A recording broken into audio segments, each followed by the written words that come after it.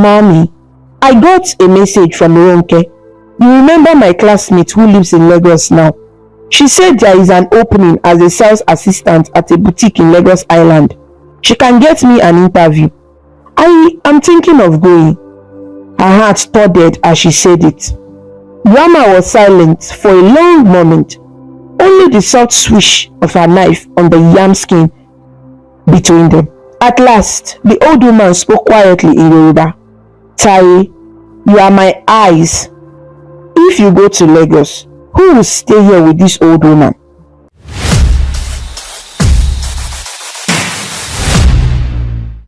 A heavy rain pounded the rusted rooftops of Ibadan on the night the twin girls were born. In a crowded maternity clinic lit by a single bulb, their young mother labored in pain and hope. When the first baby's wail called through the humid air just past midnight, the nurses smiled. Taiwo had arrived, the child who tastes the world first. Moments later, the second girl emerged quieter, as if reluctant. Kehinde, the one who comes after.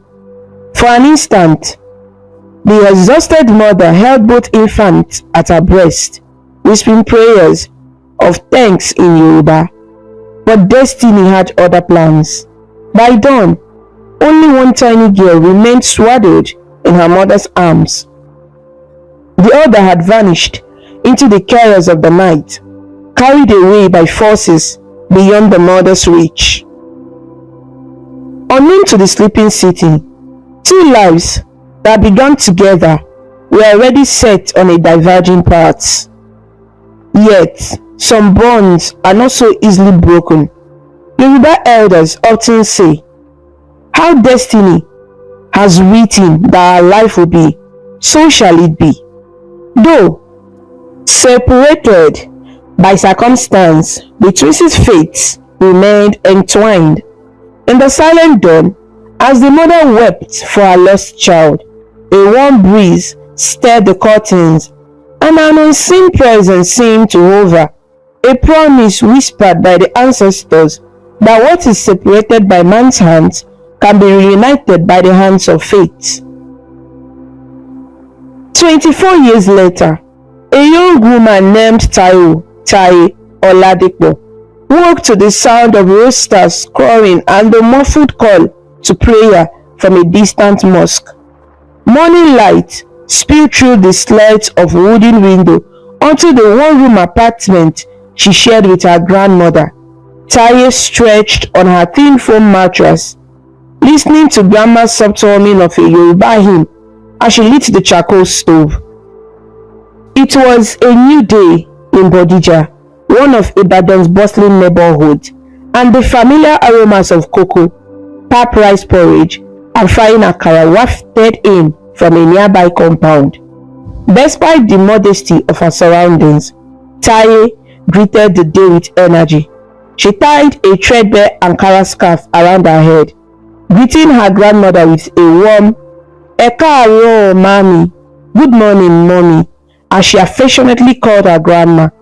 Grandma Ajoke, a petite woman with graying hair under her own head scarf, responded with a smile. "Ekaaro, did you sleep well, my dear?" she asked in Yoruba. "Yes, ma," Taye lied cheerfully, though in truth, her night had been restless. She had had that strange dream again, the one where she was speaking with someone who looked just like her, a faceless sister, blood around the edges. Waking up always left her with an ache she couldn't explain. Perhaps it was just loneliness. Being an only child could feel that way, yet she often felt as if a part of her was missing. It was an urge she tried to shake off as she helped Grandma dish out the hot cocoa into bowls. Their morning routine was simple. After a quick meal, Taye would escort Grandma to her kiosk by the roadside, where the older woman sold provisions, tins of pig milk, sugar, bread, matches to neighbors. Then Taye would head to Songo Market to buy fabric for her sewing business. At 24, she was an enterprising tailor, sewing Ankara dresses and school uniforms for clients around the neighborhood. Work was steady but barely lucrative. Many nights, she stitched by candlelight when NEPA took light, the city's frequent power outages.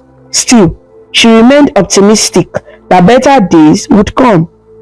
Grandma Ajoke often admired Taye's resilience. "Omo Dara, a good child," she would say, patting her granddaughter's shoulder. Taye had been raised with love, though they had little. Her mother, Grandma's only daughter, had died young when Taye was just a toddler. Of Taye's father, little was known. He had vanished before the twins were born, leaving the pregnant mother to fend for herself. Twins, yes, there had been 2 babies, though Taye grew up believing her twin sister died at birth. It was a secret, cloaked in sorrow. Grandma Ajoke rarely spoke of that night, and Taye had learned not to ask too much questions.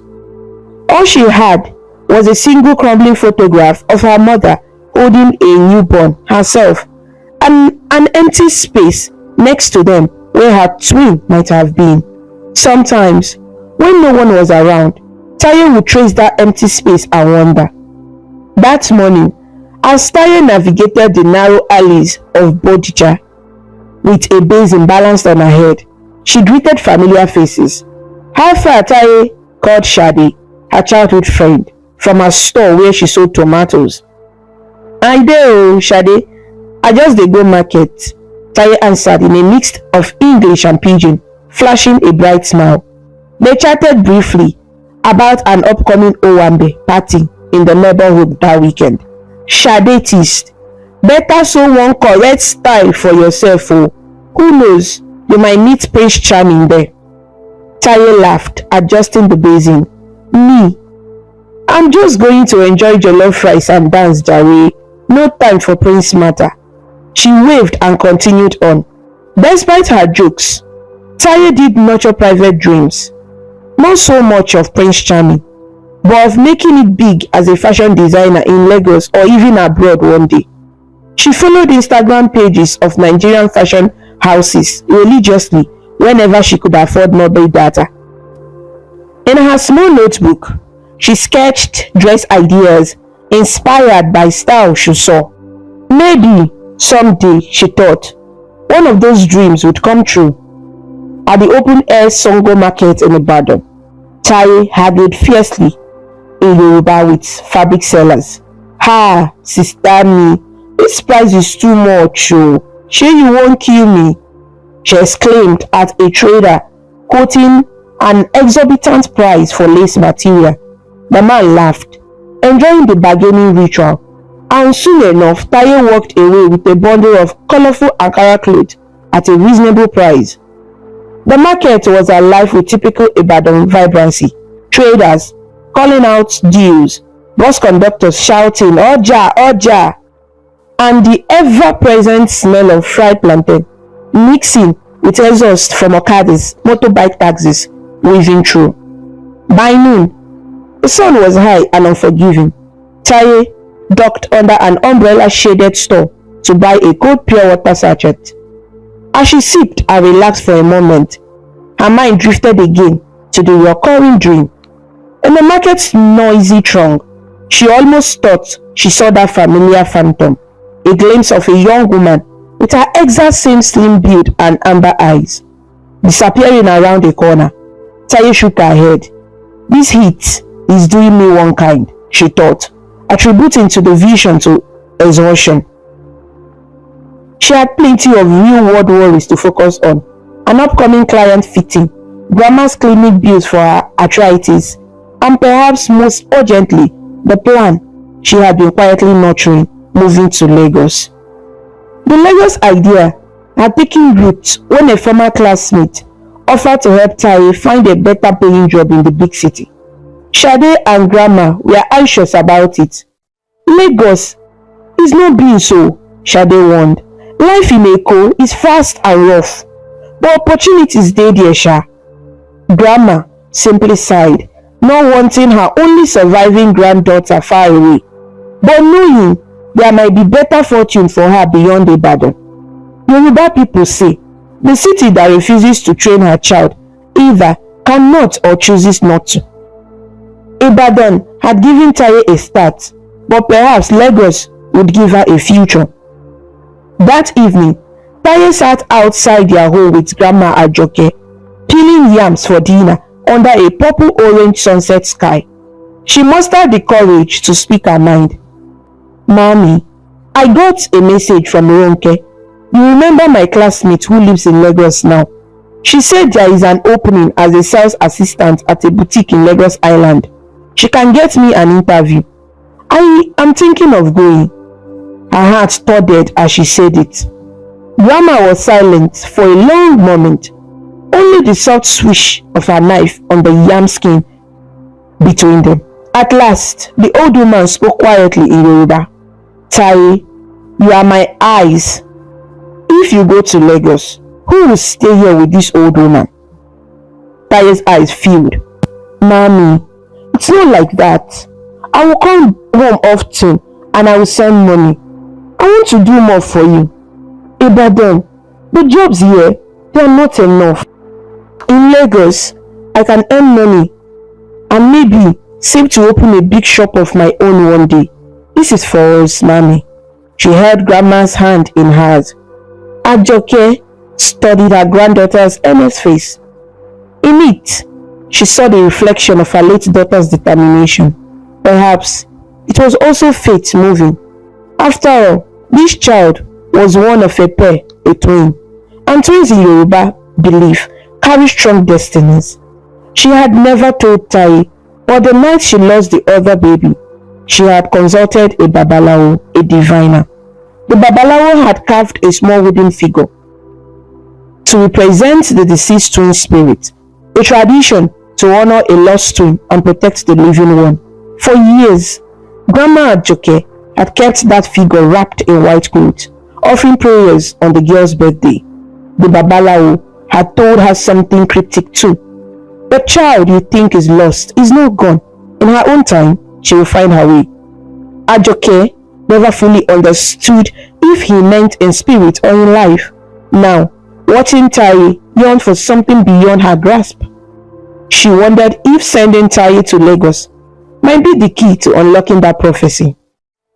So, with a heavy but hopeful heart, Grandma Ajoke nodded. "You can go, my dear, but you must be very careful. Lagos is full of both good and bad people." Taye broke into a relieved grin. "Thank you, Mommy. I promise I'll be fine. God is with me." She embraced the old woman, who wiped away a tear and began to hum a prayerful tune, entrusting her granddaughter to destiny's care. That same night, some 130 kilometers south in Lagos, another young woman gazed out of a high-rise apartment window in Ikoyi. Ayomide Ajayi, or Ayo, as everyone called her, leaned on the balcony railing, letting the cool breeze ruffle her silk pajamas. The city's skyline twinkled with thousands of lights.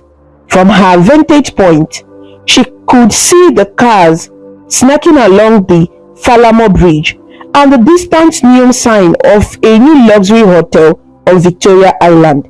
It was a view many would envy, yet Ayo's mind was elsewhere, lost in thoughts she rarely shared. Behind her, the spacious living room of her parents' apartment was plushly furnished. Leather sofas, glass center table, large flat-screen TV playing a low-volume Nollywood drama. On the wall hung a framed photo of the Ajayi family, Ayo in a graduation gown between her beaming parents. Mr. Adewale Ajayi was a successful businessman, a chief with a shiny title and connections, while Mrs. Morayo Ajayi ran a thriving catering business. They were a respected Yoruba family, well-to-do and deeply rooted in Lagos high society. They had given their only daughter Ayomide every comfort in life, the best private schools, summer holidays in London, a brand new car for her 23rd birthday last year. Yet, more than once, Ayo had caught her mother looking at her with an inexplicable sadness, especially on her birthdays. It was as if her parents were keeping a secret locked behind their loving smiles. Tonight, Ayo felt that familiar restlessness. She tapped her phone and scrolled through Instagram aimlessly. Her feed was full of friends posting from a new lounge in Lekki, a cousin's engagement announcement, memes about Lagos traffic. She double-tapped a picture of her friend Fumi posing at a beach, then sighed. Fumi had invited her out tonight, but Ayo had declined. She didn't feel like mingling with the usual crowd, pretending to enjoy music and small talk. Lately, she had been feeling a strange sense of yearning was the only word, for what she couldn't quite pin down. A soft knock came on the door. "Come in," Ayo said, turning. Her mother peeked in. Morayo Ajayi was a graceful woman in her 50s, wearing a flowing Ankara kaftan. "My dear, you haven't gone to bed. It's past 11. "I know, Mom, just thinking," Ayo replied, mustering a smile. Morayo joined her on the balcony, looking concerned. "Thinking about what, You've been so quiet these days. Are you worried about your NYSC posting?" She referred to the National Youth Service Corps, a year of service every Nigerian graduate undertakes. Ayo had recently completed her master's degree in economics. Soon, she will be deployed to some state for her service year. "Maybe that's part of it," Ayo lied. "I just have a lot on my mind. I'm fine, really." They stood together, the silence between mother and daughter, filled by the distance of Lagos night life. Morayo suddenly reached out and brushed a strand of hair from Ayo's face.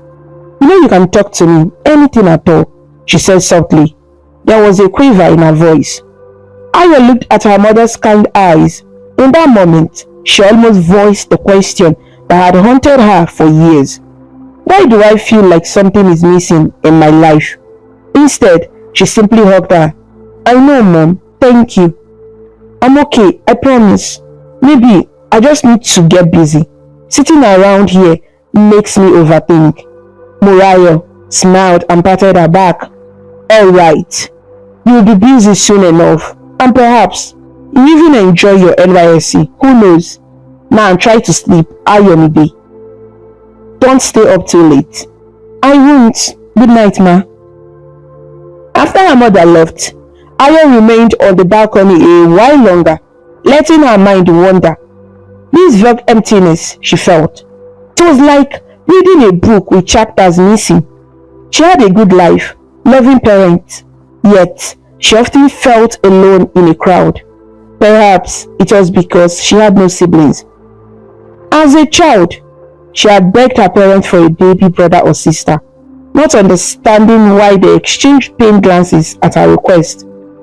Only later did she grasp that she was their miracle child after years of infertility, and no other children would come.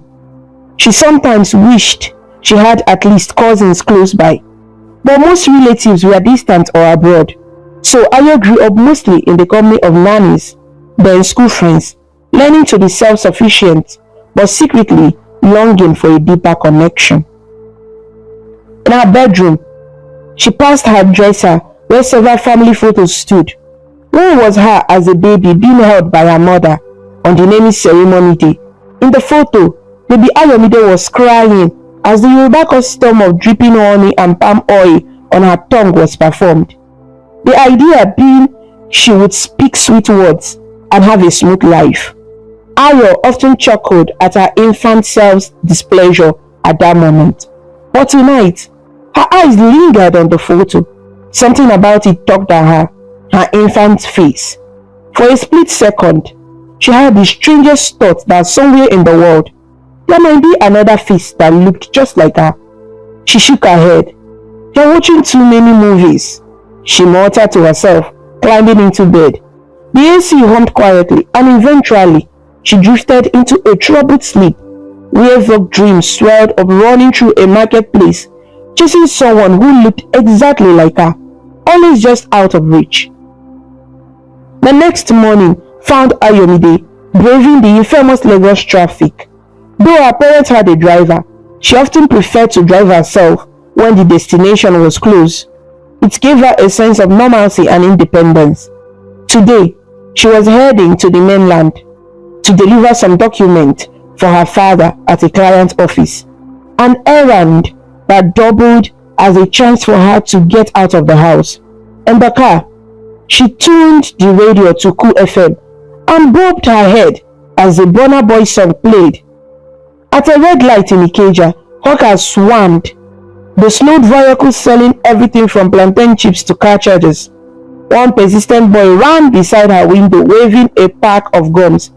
"Auntie, buy something. Bless your gear," he pleaded in a rehearsed chat.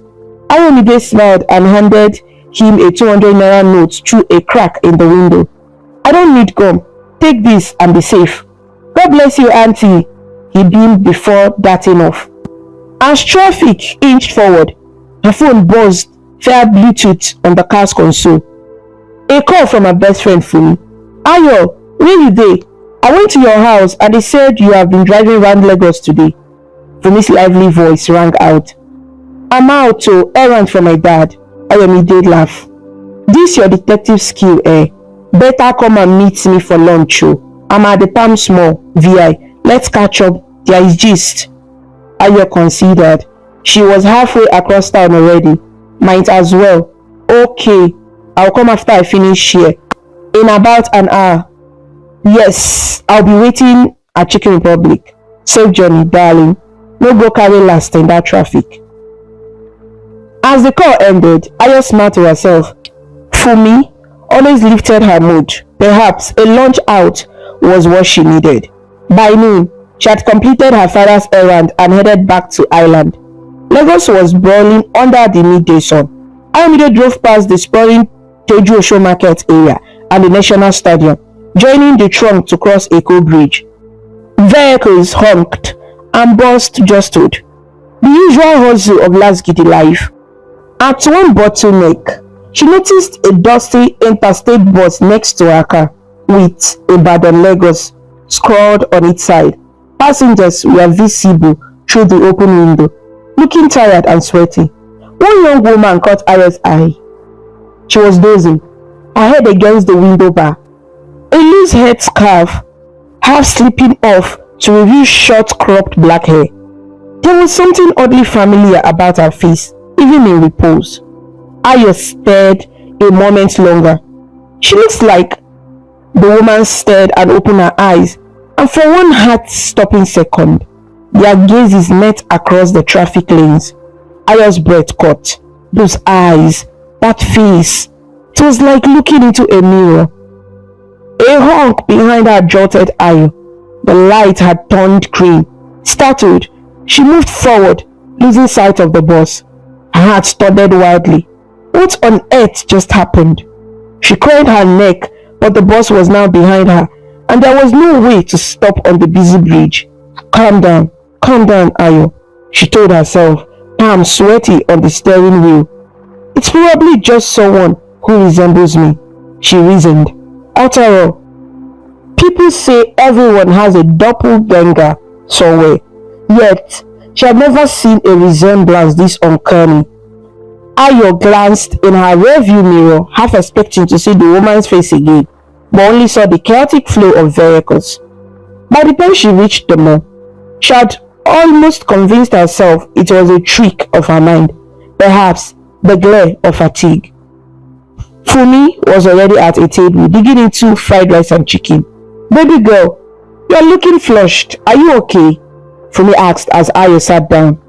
"I'm alright. The heat, I guess," Ayo replied, forcing a chuckle. She wasn't ready to explain the weird sighting. It sounded crazy even to her. Instead, she left Fumi chatter on about the latest gossip, who was getting married, whose business was booming. They ate, laughed, and for a while, Ayo relaxed. The incident on the bridge receded to the back of her mind as an odd curiosity. After lunch, the friends strolled through the mall. At a boutique window display of matching ashwabi, uniform party outfits, Fumi suddenly nudged Ayo. "Ah, See that babe in the red top? She looks just like you from the back. Same height and everything. Funmi pointed towards a young woman browsing shoes across the hall. Ayo's stomach tightened. The girl in red had short natural hair like hers and was about the same build. Could it be the same person from earlier? Impossible. That bus passenger would only just be arriving at wherever. Lagos is full of lookalikes. She tried to assure herself, but Funmi was already keen. Let's go and surprise her. I want to see her face. Before Ayo could protest, Funmi had grabbed her hand and marched over. Hello there, Funmi greeted the girl boldly. Sorry, but my friend here looks exactly like you. We had to say hi. The startled shopper turned around. Ayo's word tilted. It was her. The same young woman from the bus, now just a few feet apart. The two women stared at each other, eyes wide. It was like looking into a living mirror. Both had the same oval face, the same warm brown complexion, the same nose shape, even a small beauty mark below the left eye. The only noticeable difference was that the stranger had a tiny scar on her forehead, just at the hairline, while Ayo did not. For a moment, none of them spoke. Funmi looked from one to the other, realizing the gravity of the resemblance. Jesu, you two are like photocopy, she blurted in astonishment. The young woman in red found her voice first. Hello, she said softly, her eyes filling with tears even as a nervous smile formed. Please, what is your name? Ayomide. People call me Ayo. Ayo managed to say. Her heart was hammering. She felt a lump in her throat, for reasons she couldn't articulate. The other girl let out a trembling breath. Ayomide, she repeated, as if testing the feel of it. I'm Taiwo, but people call me Tai. Taiwo, Ayomide whispered. Hearing that name sent a shiver through her. Taiwo, the name traditionally given to the firstborn twin in Yoruba culture. And here she was, staring at a woman who looked just like her, named Taiwo. Her mind raced. Could it be? No, it was too incredible. Yet, the facts were lining up like pieces of a puzzle snapping into place. The mall corridor seemed to fall away as the two women moved closer instinctively. Where are you from? Ayo asked urgently. Ibadan. I just came to Lagos today. Tayo's voice caught as she studied Ayo's face. You look so much like me. This cannot be just coincidence. Funmi was gasping, one hand over her mouth. Shoppers flowed around the trio, a few casting curious glances at the two identical girls standing frozen in shock. Ayomide's hands were trembling. She reached out as if to touch Taye's arm to confirm she was real. My parents told me I was their only child, she said, voice unsteady. But my mother had difficulty during childbirth. I don't know much. What about you? Do you know anything? Tears slipped down Taye's cheeks. My mother died when I was little. But my grandma, she told me I had a twin sister who died at birth. She gave a little laugh that turned into a sob. Obviously, that was not true. At this, Ayomide felt a sudden surge of emotion. Her vision blurred. They told you your twin died. They never told me I even had a twin, she whispered. It felt surreal to say the word twin. While looking at Tai, she knew it was true in her bones. Identical twins. An extraordinary rare occurrence for some, but not so rare among the Yoruba. In fact, Yoruba people have one of the highest twin birth rates in the world, and twins are often seen as special blessings believed to be bestowed joy and prosperity on their family.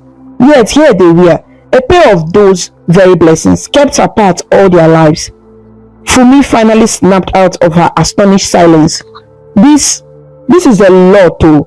Maybe we should sit down somewhere private.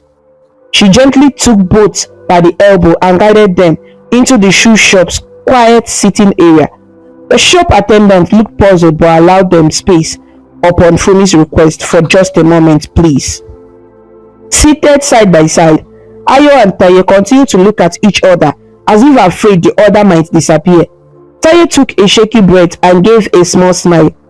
You are really here? I'm Kende's sister. She corrected herself. No, I guess you are Kende. Ayo's eyes widened. Kende. She knew the name. The traditional second twin name. Her parents hadn't named her that, likely to avoid obvious questions. But the realization that she was born Kende sent a chill through her. Kende, the one who comes after in Yoruba myth. Kende is considered the elder twin spiritually, the one who sent Taiwo out first. A strange sense of deja vu washed over Ayomide. She recalled how her mother always said Ayo was an old soul, careful and reflective, while she had had tales of Taiwo children being adventurous.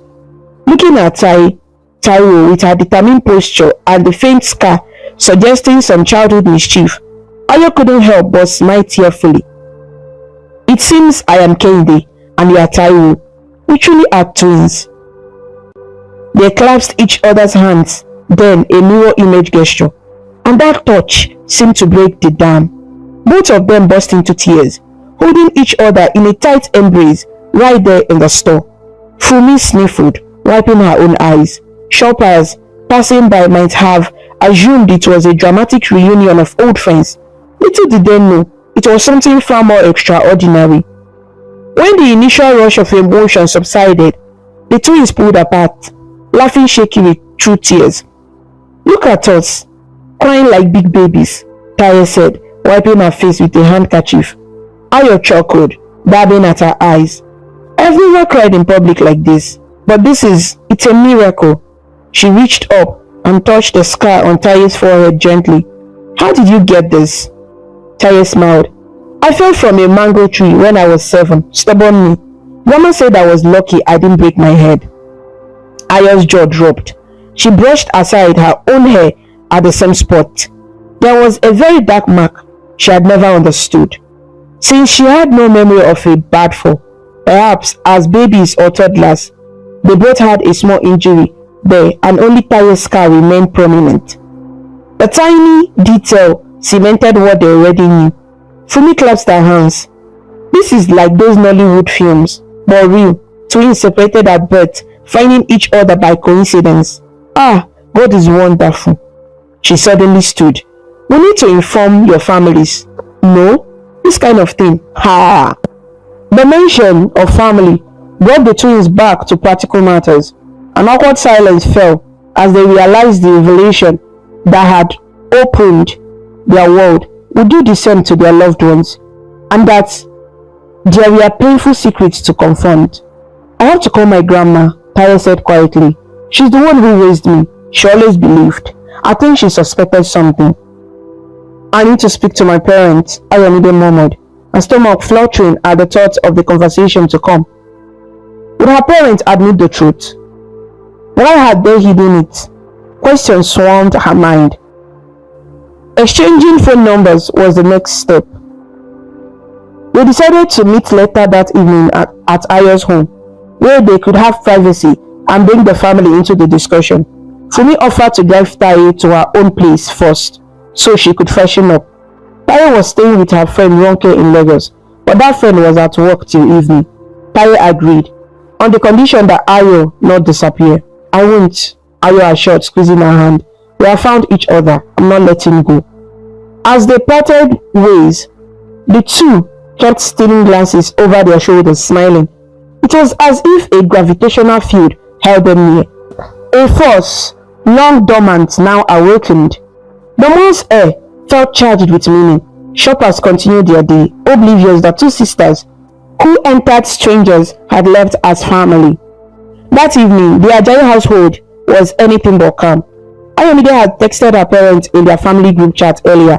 I have something very important to tell you tonight. Please be home. She deliberately left details out, not wanting to do this over the phone or raise alarm that might cause her parents to panic or evade. Both parents replied quickly that they would be home for her. They sensed the seriousness, perhaps fearing some problem. Little did they expect the nature of the revelation. Ayo paced the living room anxiously, glancing at the clock.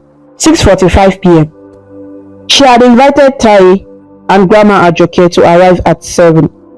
After leaving the mall, Ayo had immediately driven to Ronke's flat in Ikeja. where Taye was temporarily lodging, to pick up both Taye and her grandmother, who Ronke had fetched from Ibadan by afternoon upon hearing the news.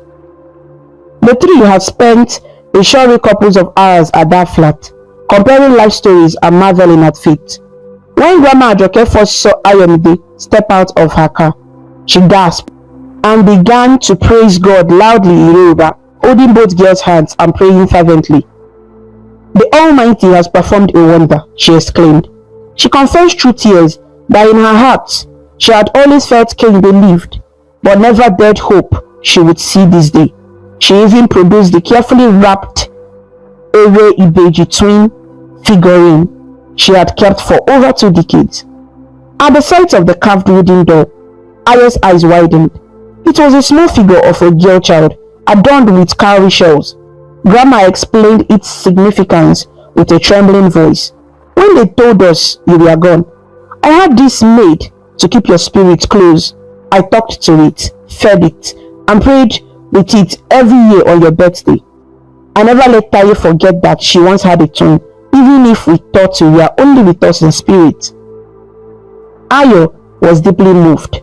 The thought of this loving grandmother caring for a symbolic figure of her all these years, while her own adoptive parents never told her of Grandma's existence, stirred complicated emotions.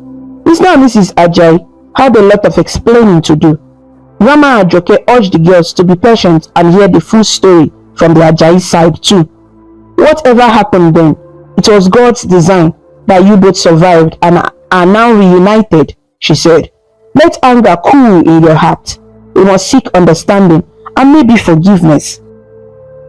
Now, back at the Ajayi residence, Ayo had the front door open. Her parents stepped in and immediately saw her agitated state.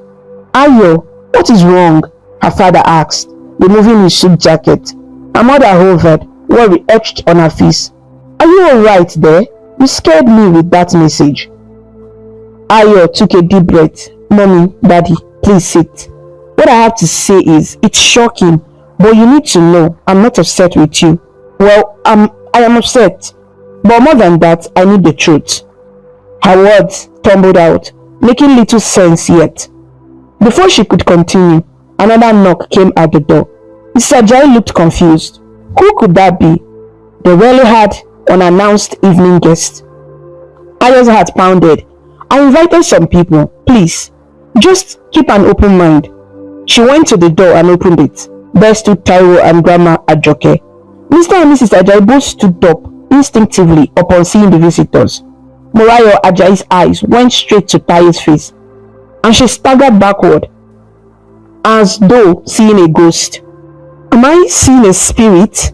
she gasped in Yoruba, clutching her chest. Adewale Ajayi's mouth fell open as he looked from Taye to Ayo, confusion and dawning recognition battling on his face. "What? Who?" he stammered.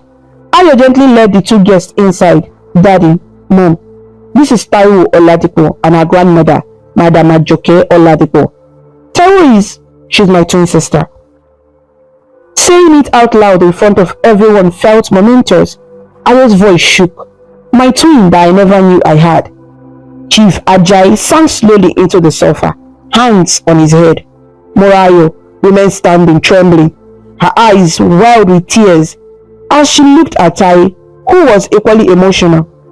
The silence was thick, punctuated by the faint sound of the wall clock ticking and the whoosh of the air conditioner. Finally, Grandma Ajoke spoke up in a gentle but clear tone. "Ekule," she greeted them respectfully, her Yoruba accent marked with both politeness and a hint of steel. "Good evening. I know this is a shock. My name is Ajoke Oladipo. I am Taiwo's grandmother, and I suppose in a way Ayomide as well." Morayo broke into sobs at that, stepping forward to grasp Grandma's hand. "Mommy, forgive us," she cried. She then turned to Taye, reaching out hesitantly as if unsure she had the right. "Taiwo, oh Lord, you are alive." Taye nodded, tears streaming, but she held herself with admirable calm. "I am, Madam," she addressed Morayo and Adewale, voice waving only slightly. I understand you are the ones who raised Ayomide, my sister. I don't know the full story yet. We came to hear it from you. Please, we all need to know the truth of what happened at our birth. Chief Adewale wiped his face, looking 10 years older suddenly. In a low broken voice, he began to speak. It was 24 years ago. My wife and I had been married for a long time without children. It was a painful time for us. We tried everything.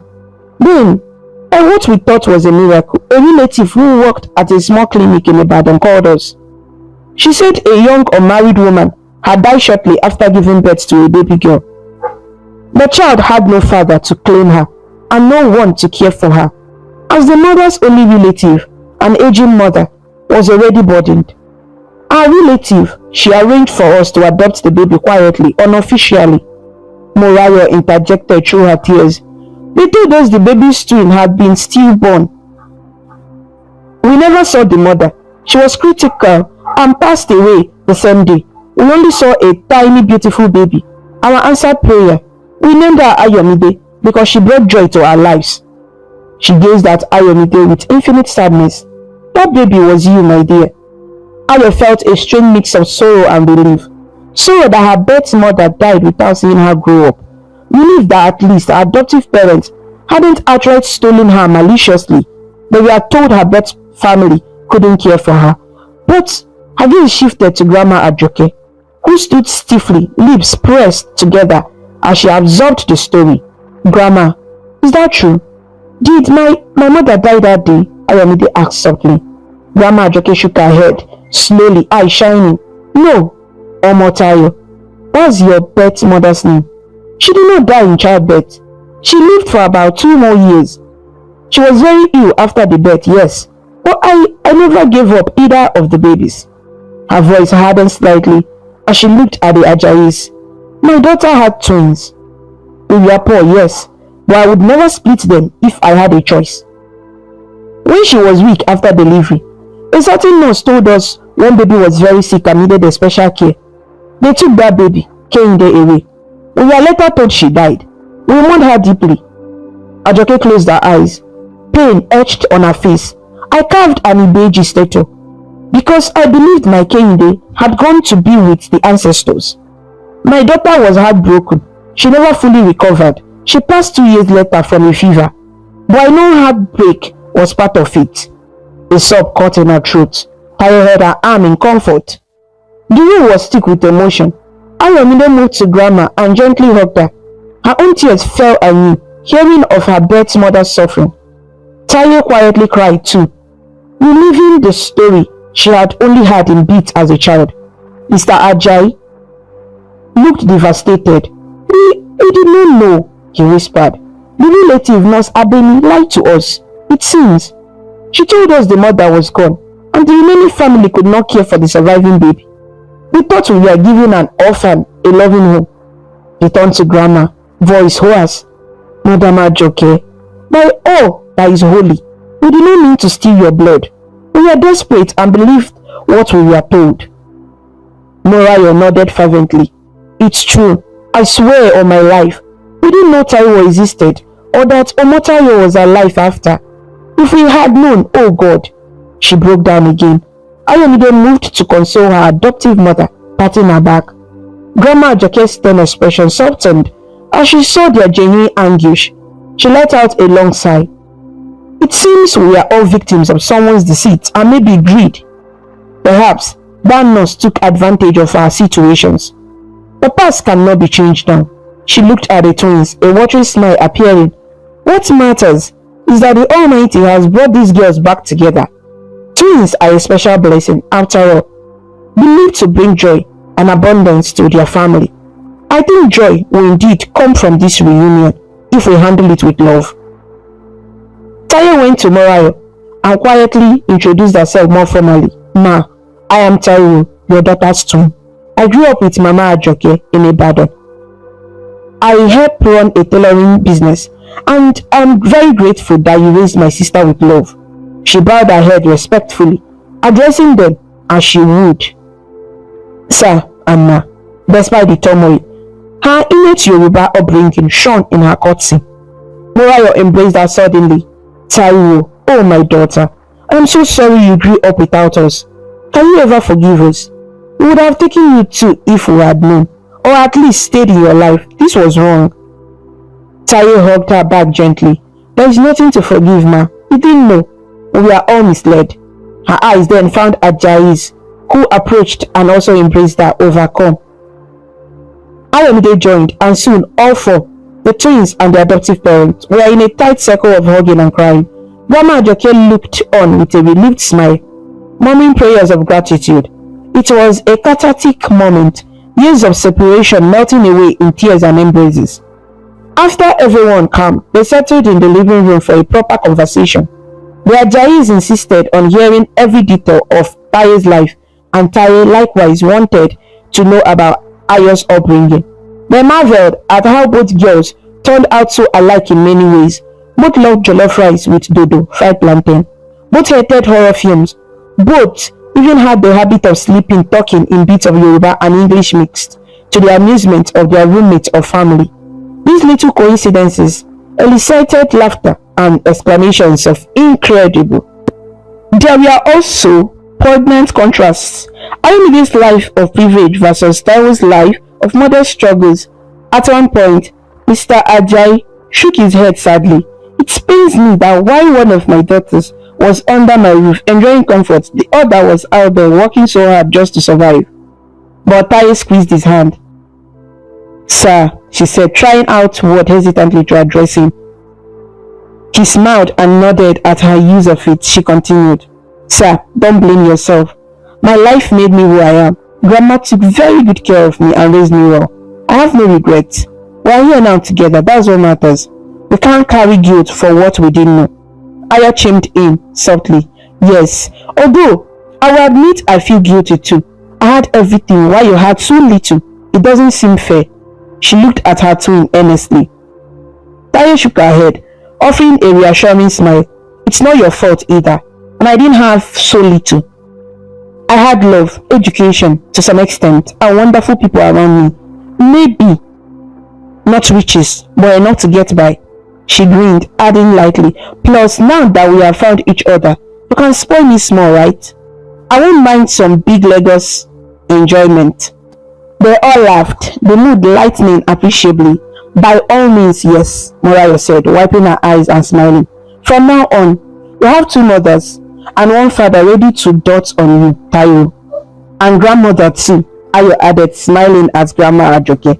Grandma, I hope you consider this your home as well. Thank you for taking care of my sister, and I hope you'll be part of our lives too. Grandma Ajoke, who had been quietly fingering her prayer beads, looked pleasantly surprised at the warm welcome. She nodded gratefully. Thank you, my children. You people are so good. This is indeed a blessed family. Blood is thick and does not turn to water. No matter what, family is family. She looked at both twins, pride shining in her eyes. Now, I have lived to see both of you together. I can die a happy woman when my time comes, but not anytime soon. By God's grace, everyone chuckled. As the night deepened, discussions turned to practical matters.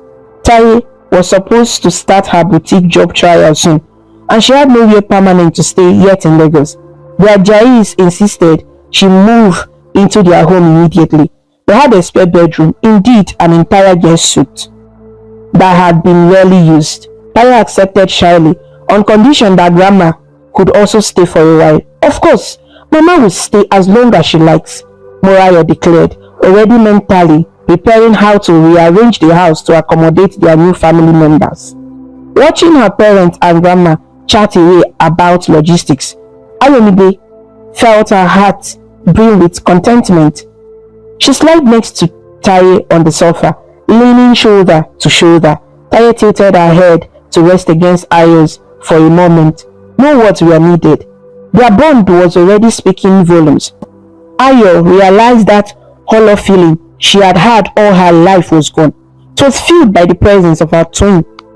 At one point, Grandma Ajoke asked if they had done any formal confirmation of their twinship, like a DNA test. Chief Ajayi laughed. Mama, look at them. Do we need a DNA test?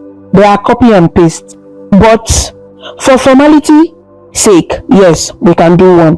Morayo added, I already know in my soul there are twin sisters. God's work needs no proof, but yes, medically, we will confirm. She reached over to touch both girls' cheeks. I'm just thinking of how to explain this to our extended family and friends. Double the daughters overnight. Tell them it's the will of God and a long story, Ayomide joked. It will be like a sensation. Yoruba movies will want to copy our story. For me, who had been invited as well and sat sipping a drink, piped up, honestly, they should pay you too for rights to this story. It's more interesting than any script. Everyone laughed. Grandma Ajoke grew thoughtful and addressed the twins. Daughters, in our Yoruba tradition, when twin siblings reunite or when they reach a milestone, it's customary to celebrate and give thanks. We must have a little thanksgiving, whether in church or even at home, to mark this reunion. Twins are sacred and deserve honor. Her voice was gentle but firm. Yes, so Morayo agreed. We'll plan a proper celebration, maybe a Thanksgiving service at church this Sunday, and after that a family lunch. What do you think? Taye smiled broadly. She was deeply touched. She had never imagined a life where she would be enfolded into such a loving family beyond her grandma. I would love that, she said, though perhaps we should also do something small traditionally. In Ibadan, people might drum and sing for twins. She looked at her grandma, who nodded. Ayo clasped her hands softly. Why not both? Saturday we can do a small Yoruba traditional blessing ceremony, and Sunday church Thanksgiving, best of both worlds. Chief Ajayi chuckled. These children want us to throw two parties, Abi? No problem at all. We have a lot to be thankful for.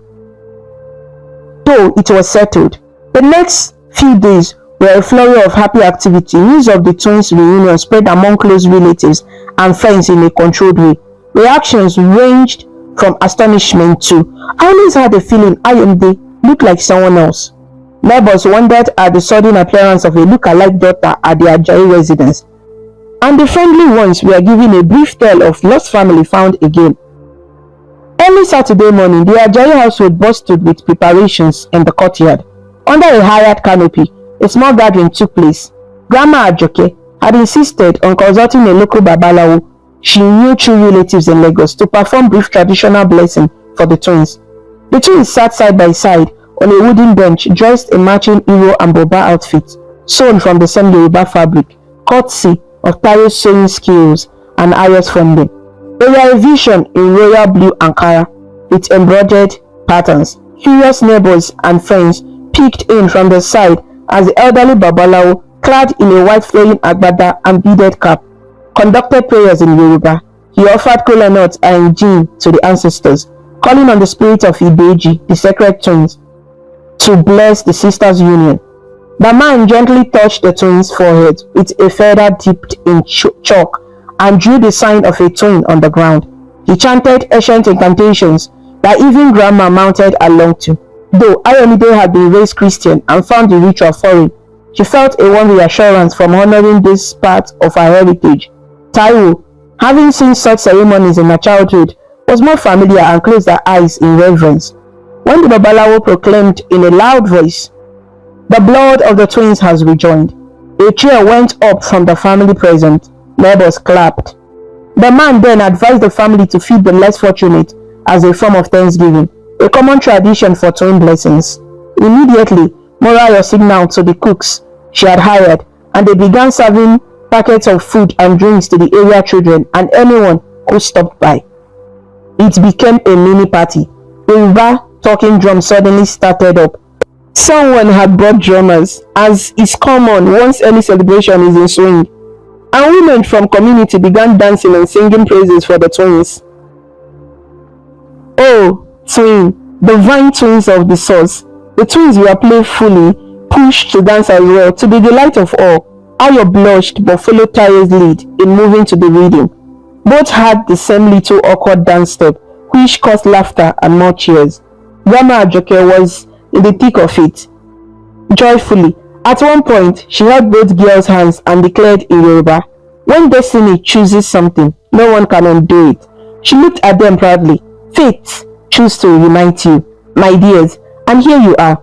Indeed, fate had woven an incredible path from Ibadan's dusty streets to Lagos' bustling malls, through dreams and coincidences, finally binding the twins together again. On Sunday, the celebration continued in a church service at the Ajayi's family church, dressed in elegant lace ashoke with identical gele head wraps. Taye and Ayo went up to the altar with their parents and grandma for a special Thanksgiving. The pastor, informed in advance, shared a short version of their miraculous story to gasps and hallelujahs from the congregation, and led a prayer of thanksgiving over the family. The church band joyfully played the Yoruba reading, roughly, "The year is ending," a common Thanksgiving song. Even though it wasn't year end, the mood fit. The twins danced with their parents in front of the whole church as members came to spray them with naira notes in celebration, a typically Nigerian way to show love at joyous occasion. The sisters couldn't stop smiling. Ayomide at one point whispered to Taiwo, "Is this really happening?" Taiwo squeezed her hand in reply. It was like a dream, but it was undeniably real. After church, the Ajayis hosted their lunch at home. Jollof rice, pounded yam with egusi soup, fried plantains, and moi moi were served abundantly. Friends and family mingled. Some of the Ajayi relatives from out of town had come to meet the new daughter. They embraced Taye wholeheartedly, marveling at the twist of fate. Even Fumi's parents came by, joking that they gained another daughter too, since Ayo and Fumi were like sisters already. Ronke, the friend who helped Taye originally come to Lagos, was also invited. She was overjoyed that her friend's life had changed so wonderfully and promised to keep being her Lagos big sis, to show her the ropes of city life. In a quieter moment during the party, the twins snuck away to Ayo's bedroom. They sat on the bed, kicking off their heels. "Oof, I'm tired," in a good way, Taye laughed, rubbing her stocking feet. "All these people fussing over us, I'm not used to it." Ayo nodded, loosening her gele. "Me neither, ironically. I mean, I get attention as the only child, but this is something else. It feels good though. I feel whole." She looked at Taye, eyes shining. "Having you here by my side." I still pinch myself. Taye reached over and indeed pinched Ayo's arm lightly. "Oh," Ayo protested, and they both giggled. "See? You are awake, it's real." They grew reflective, sitting shoulder to shoulder against the headboard. The late afternoon sun slanted through the curtains, casting a gentle glow. "What are you thinking about?" Ayo asked softly, noticing Taye's faraway smile. "I was thinking about Mama, our mother, Omotayo," Taye said. "I barely remember her, but I have this fuzzy memory of her singing to me. I wonder what she would say now, seeing us grown and together." Her voice quavered slightly. Ayo put an arm around her twin. "I'm sure she is watching and smiling. If there is any justice in this world, her spirit will be at peace seeing us reunited and loved." They sat in silence a moment, contemplating the intangible connections between past and present. Ayo then hopped up and fetched something from her dresser. It was the framed baby photo of her naming ceremony. She handed it to Taye. "This is me and Mom at my naming." Taye studied the photo, tears gathering. The mother in the photo was young, with kind eyes and a tired smile, holding baby Ayo. "She's beautiful," Taye whispered. "You look like her a bit." "Really? I always thought I favored that side." "Maybe the eyes, yes." Taye dug into her handbag and produced a much worn small photo as well. "I have one photo of her too. This was later, when I was about 1. She was thinner by then, but still smiling." The twins compared the images of their mother, cherishing the only glimpse they had of her.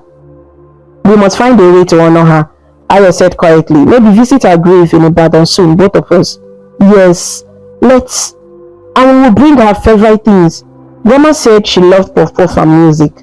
They squeezed each other's hands, making silent promises to the memory of their mother.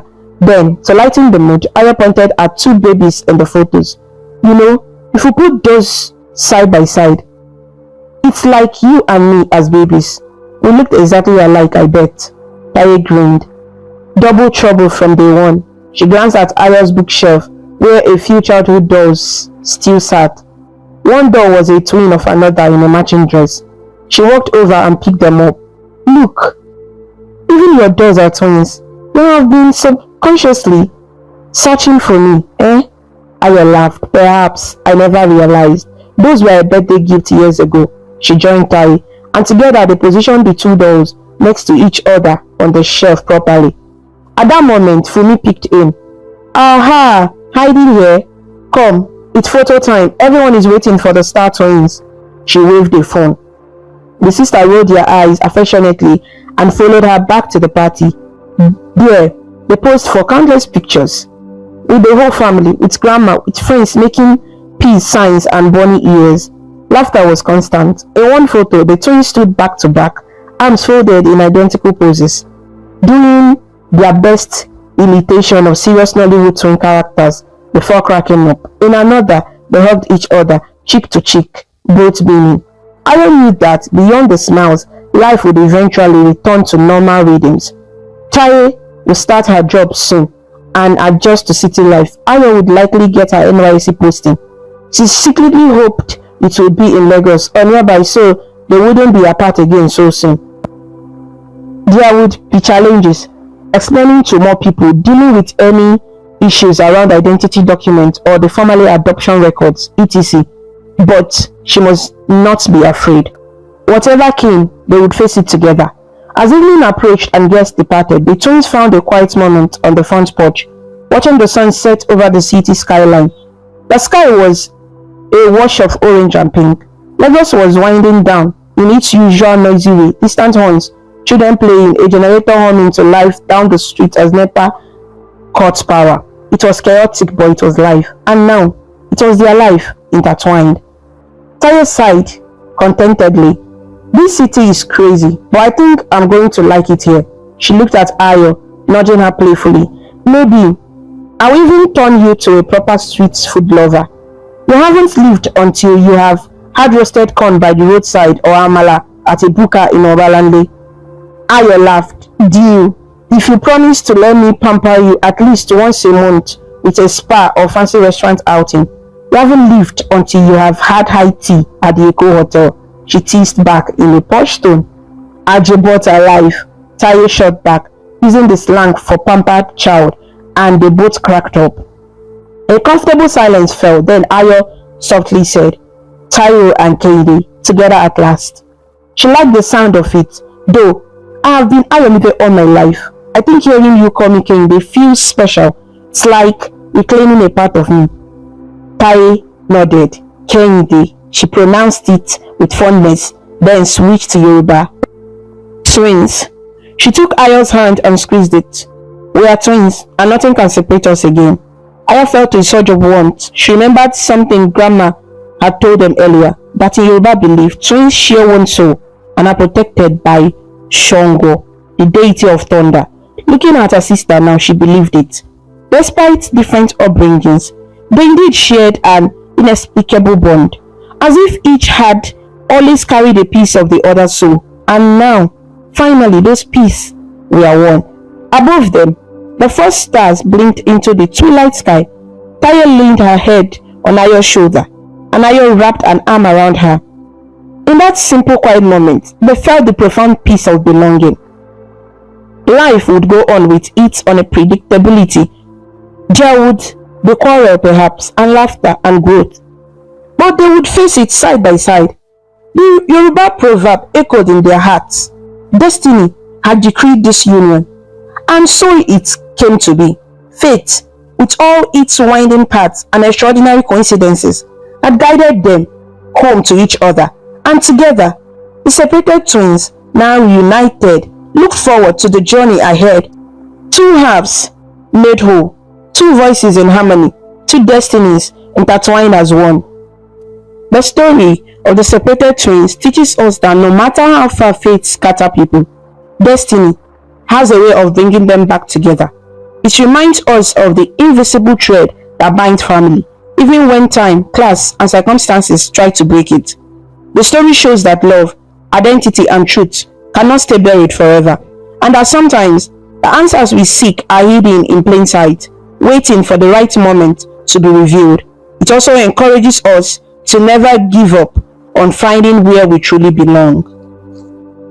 Thank you so much for watching this amazing story about Tai and Kehinde on African Stories by V. If you liked it and felt inspired with your journey, please show your support by clicking the like button, sharing with your friends, and leaving a comment below. To see more interesting stories and learn about different cultures, subscribe to African Stories by V, and do not forget to ring the notification bell so you never miss a new story. Your support means a lot and helps us bring more stories to you. Until we meet again, stay connected, stay inspired, and keep smiling.